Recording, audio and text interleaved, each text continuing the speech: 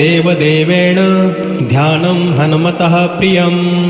पञ्चवक्त्रं महाभीमं त्रिपञ्चनयनैर्युतं बाहुभिर्दशभिर्युक्तं सर्वकामार्थसिद्धिदं पूर्वं तु वानरं वक्त्रं कोटिसूर्यसमप्रभं द्रंष्टाकरालवदनं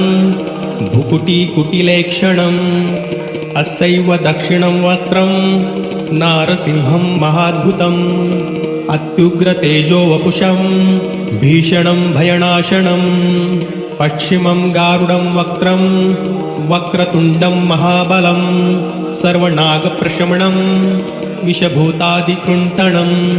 उत्तरं सौकरं वक्त्रं कृष्णं दीप्तं नभोपमं पातालसिंहवेताल ज्वररोगादिकृन्तणम् ऊर्ध्वं हयाननं घोरं